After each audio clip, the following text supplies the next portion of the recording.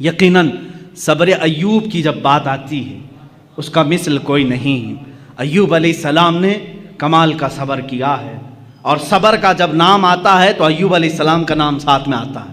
آپ نے بارہا سنا ہوگا، اللہ تعالیٰ نے آپ کو آزمائش میں رکھا۔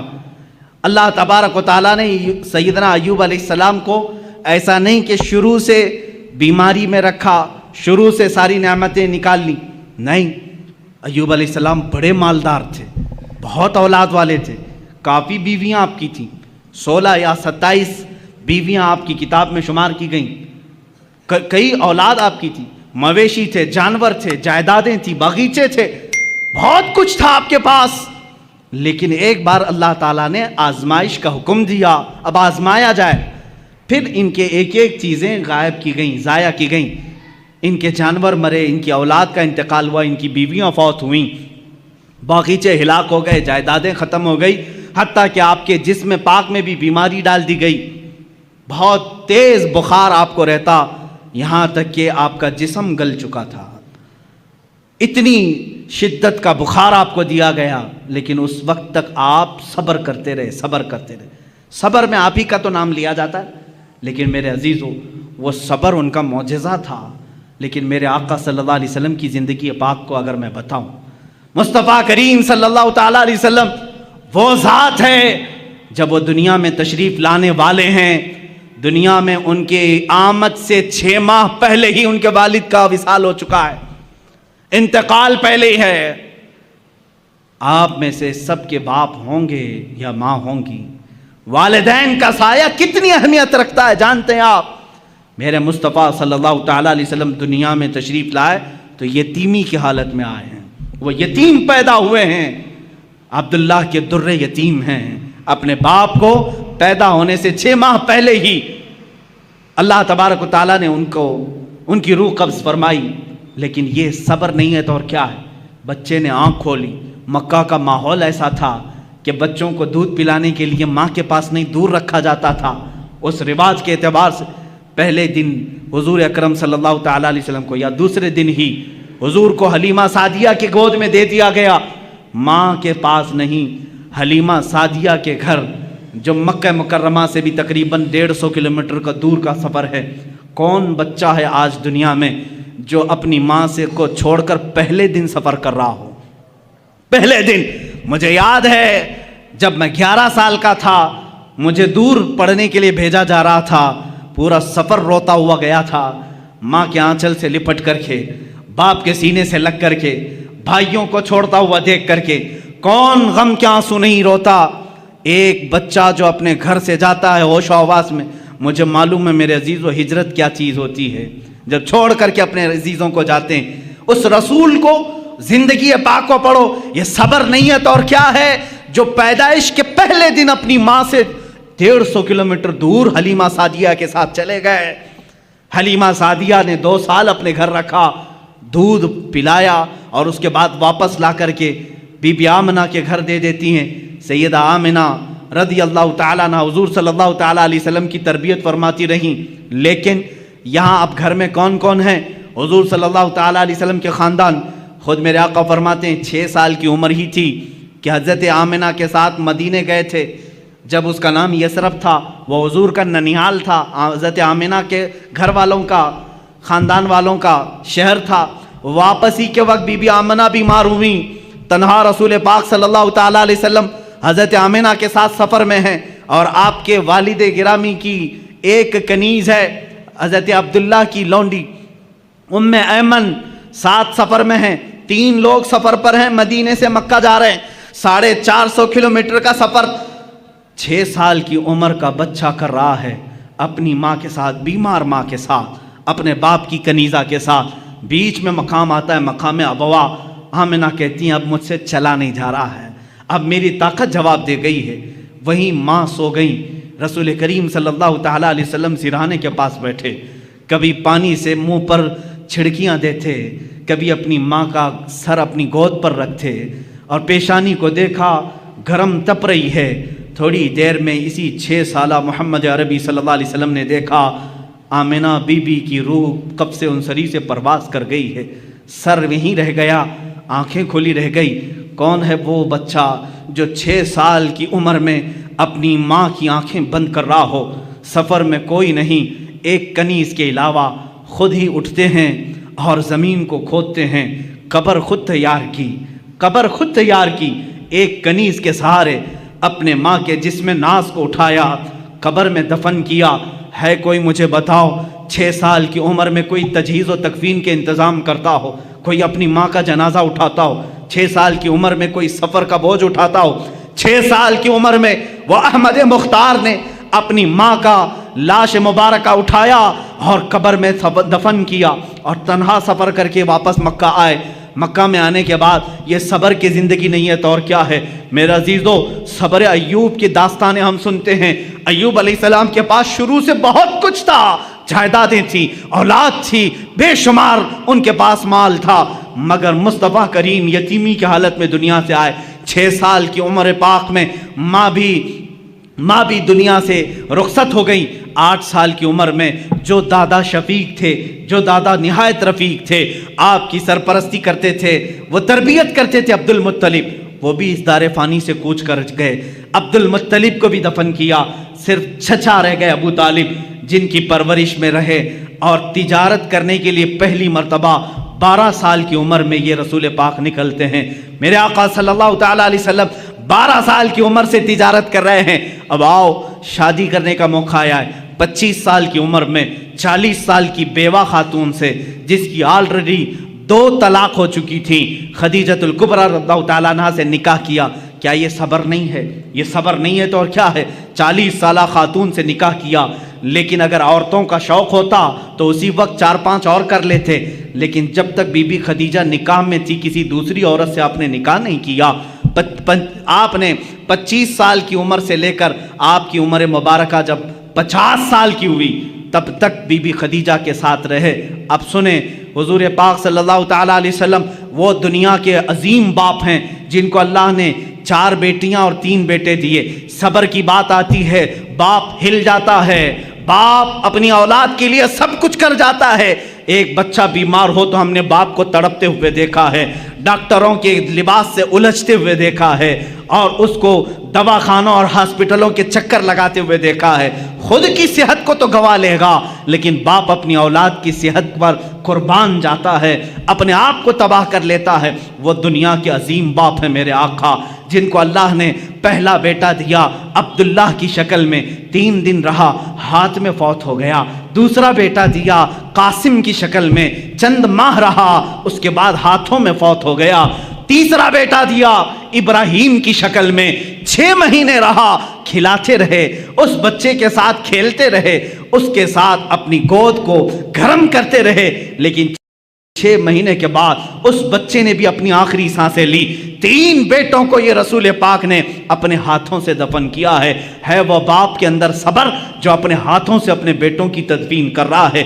بچی تھی بیٹیاں، 4 بیٹیاں اللہ نے دی تھی، بی بی زینب، بی بی ام کلثوم، بی بی رقیہ، سیدہ بی بی فاطمہ الزہرا رضی اللہ تعالیٰ عنہا۔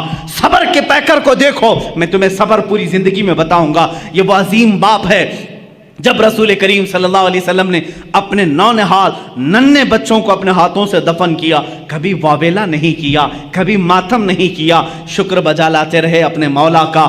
اللہ کے حبیب صبر کے پہاڑ بن کر رہے، لیکن جب آپ مدینہ طیبہ ہجرت کر کے آئے، مجھے بتاؤ کیا مکہ والوں نے پریشان نہیں کیا؟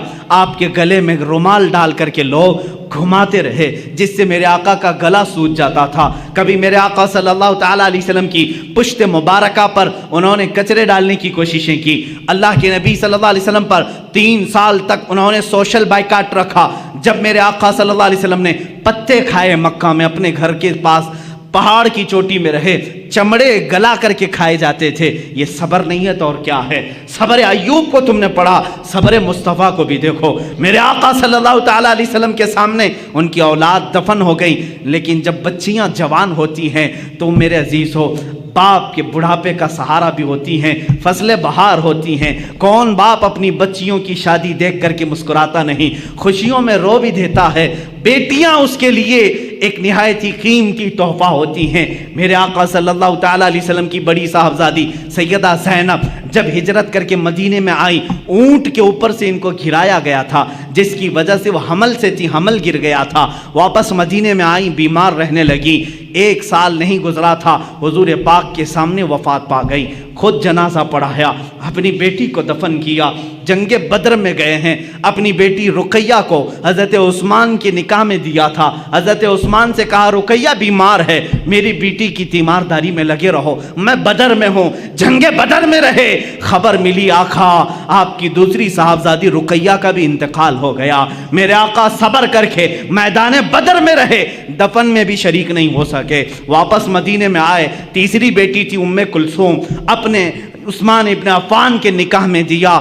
چند مہینے کے بعد ام کلثوم بیمار ہوئی۔ حضور پاک صلی اللہ تعالیٰ علیہ وسلم کی زندگی پاک میں یہ تیسری صاحبزادی بھی فوت ہو گئیں۔ اللہ مجھے بتاؤ، جس کو اللہ نے 7 اولاد دیے اس میں ایک بعد دیگرے، اسی باپ نے اپنے بچوں کو دفن کیا ہے، اپنے بچوں کا جنازہ پڑھا ہے۔ 3 بیٹے اور 3 بیٹیوں کو دفن کیا، لیکن زبان سے کبھی شکوہ نہیں کیا، کبھی شکایت نہیں کیا، اف تک نہیں کیا۔ صبر ایوب کا مقام اپنی جگہ پر، صبر مصطفیٰ کا مقام اور ہے، میرے آقا کا صبر کا مقام اور ہے۔ آخر میں صرف فاطمۃ الزہرا باقی رہی جب آپ کی وفات کا وقت تھا۔ میرے عزیزو، یہی فاطمہ زہرا سے حضور صلی اللہ تعالیٰ علیہ وسلم نے آخری وقت یہ کہا تھا، کانوں میں کچھ کہہ کر کے وہ رونے لگی، پھر بلایا، پھر کانوں میں کچھ کہا تو ہنسنے لگی۔ ماں عائشہ صدیقہ نے پوچھا تھا، فاطمہ تمہارے بابا نے کان میں کیا کہا تھا؟ فاطمہ نے کہا، پہلی بار جب انہوں نے کہا فاطمہ میں جا رہا ہوں اللہ کی بارگاہ میں رو پڑی۔ پھر بابا نے مجھے بلا کر کہا، فاطمہ میرے خاندان والوں میں سے میری وفات کے بعد سب سے پہلے تم مجھ سے ملنے کے لیے آؤ گی۔ میں ہنس پڑی کہ میری موت جلدی ہونے والی ہے۔ حضور پاک کی وفات ربیع الاول شریف میں ہوئی اور حضرت فاطمہ زہرا کی وفات رمضان مبارکہ میں۔ صرف 6 مہینے کے بعد حضرت فاطمہ بھی وصال کر گئی۔ یہ مصطفیٰ کا گھرانہ ہے۔ اسی مصطفیٰ کریم صلی اللہ تعالیٰ علیہ وسلم کے صبر پاک کے جلوے دیکھو۔ کیا نبی کونین اپنی قبر انور سے اپنے شہزادوں کی شہادت کربلا میں نہیں ملاحظہ کر رہے ہوں گے، جہاں ان کے شہزادوں کو تڑپایا گیا، بھوکا رکھا گیا، پیاسا رکھا گیا اور ان کے ٹکڑے کیے گئے، جسموں پر گھوڑے دوڑائے گئے، حسن مجتبیٰ کو زہر دیا گیا، حسین اعظم کی گردن کو جسم ناز سے الگ کیا گیا۔ کیا یہ میرے آقا نے قبر پاک سے ملاحظہ نہیں کیا ہوگا؟ عزیزان گرامی، اگر میں صبر مصطفیٰ کو گناؤں بہت طویل داستان ہوگی، لیکن میں اتنا ضرور بتاؤں گا، افضلیت مصطفیٰ ہر شکل میں تمہیں نظر آئے گی۔ اگر اللہ نے آدم علیہ السلام کو آہو بکا دیا تھا، وہ روتے تھے، اور وہ کس لیے روتے تھے؟ آدم علیہ السلام اپنی اس بات پر روتے تھے جو آپ نے گندم کھایا تھا جنت میں، درخت کا پھل کھایا تھا، اس بات پر 300 سال روتے رہے، لیکن مصطفیٰ بھی روتے رہے، زندگی پر روتے رہے، لیکن کس کے غم میں روتے رہے؟ امتی امتی امتی امتی کہتے کہتے روتے رہے۔ یہ ناز الگ ہیں، اسی لیے امام اہل سنت نے کہا ہے، اللہ کیا جہنم اب بھی نہ سرد ہوگا، رو رو کے مصطفیٰ نے دریا بہا دیے ہیں۔ میرے عزیزو، رونے میں آپ بے مثال ہیں، جانوروں کی بولیاں سننے میں بے مثال ہیں، حسن یوسف میں بے مثال ہیں، ثبات و استقامت میں بے مثال ہیں۔ اسی لیے شاعر نے جو کہا اسی بات پر میں کہتا ہوں اپنی گفتگو کو، ہاں ایک بات رہ گئی ہے، وہ عطا کرنے میں بھی بے نیاز ہیں، وہ رحم کرنے میں بے مثال ہیں، رحم کرنے میں بھی بے مثال ہیں۔ ایک ہی مثال میں بتا دوں، ایک بار موسیٰ علیہ السلام نے قارون سے کہا تھا تیرے پاس بہت خزانے، زکوٰۃ دے دے۔ اس نے کہا کہ کچھ کم کراؤ، 25% زکوٰۃ دینی تھی۔ موسیٰ علیہ السلام نے رعایت کرائی اللہ سے کہ اس کو کچھ کم کر دے مولا۔ اللہ نے کم اتنا کر دیا کہ 1000 میں 1 روپے دے۔ کتنے؟ 1000 میں 1۔ اس کے حساب سے کیلکولیشن کیا تو قارون کے بہت سارے خزانے زکوٰۃ میں جا رہے ہیں۔ اس مالدار نے جس کی چربی چڑھی ہوئی تھی مال کی، نہیں دینے کا ارادہ کیا، موسیٰ علیہ السلام پر الزام لگایا برے کام کا، موسیٰ علیہ السلام کو جلا لایا۔ آپ نے کہا اے زمین اسے نگل جا۔ زمین پھٹ گئی، قارون اندر جانے لگا، قارون اندر جانے لگا، وہ بار بار دعائی دینے لگا، بچا لو بچا لو بچا لو۔ موسیٰ علیہ السلام نے اس کی ایک بھی نہیں سنی۔ تو نے مجھ پر الزام لگایا۔ پھر آخر میں اس نے کہا کیا میرے خزانے پر قبضہ کرنا چاہتے ہو؟ موسیٰ علیہ السلام نے زمین سے کہا ہے زمین اس کے خزانے بھی نکل جا، سارے خزانے بھی زمین بوس ہو گئے، قارون بھی زمین میں تہس نہس ختم ہو گیا، ون ٹائم ون شاٹ۔ یہ موسیٰ علیہ السلام، اس سے پہلے بھی ایک فرعونی کو ایک گھونسا مارا تھا آپ نے، وہ مر ہی گیا تھا۔ مصطفیٰ کریم صلی اللہ علیہ وسلم ہجرت کر کے مدینہ جا رہے ہیں، لالچ میں کئی لوگ پیچھے پڑ گئے تھے، ایک شخص سراقہ یہ بھی پیچھے آ گئے، دوسرے تو کوئی پا نہیں سکے، سراقہ پا لیا۔ حضرت ابوبکر نے کہا آقا سراقہ دیکھ لیا ہے ہم کو، وہ تیر کمان لے کر کے آ رہا ہے ہمیں گرفتار کرنے، کیونکہ مکہ والوں نے کہا تھا جو محمد اور اس کے ساتھی کو لے آئے گا 100 اونٹ انعام میں دیے جائیں۔ حضور نے کہا اچھا اسی لالچ میں آ رہا ہے۔ حضور نے بھی فرمایا اے زمین سراقہ کو پکڑ لے۔ موسیٰ علیہ السلام نے قارون کو کہا تھا، میرے آقا نے سراقہ کو کہا، زمین کھل گئی، سراقہ گھٹنے تک چلا گیا، لیکن یہاں معاملہ الگ ہے۔ سراقہ نے کہا اے محمد تم کریم ابن کریم ابن کریم ہو، تمہارا معاف کرنے میں کوئی مثل نہیں ہے، مجھے معاف کر دو، میں اپنے ارادے سے باز آتا ہوں۔ حضور پاک نے کہا اے زمین سراقہ کو چھوڑ دے، یہ شان مصطفیٰ ہے، یہ شان مصطفیٰ ہے، سراقہ کو چھوڑ دے۔ زمین کھل گئی، سراقہ باہر آیا، لیکن ارادہ پھر بدلا، تھوڑی دیر کے بعد وہ پھر پیچھے پڑ گیا۔ حضور نے کہا اے زمین سراقہ کو پکڑ لے۔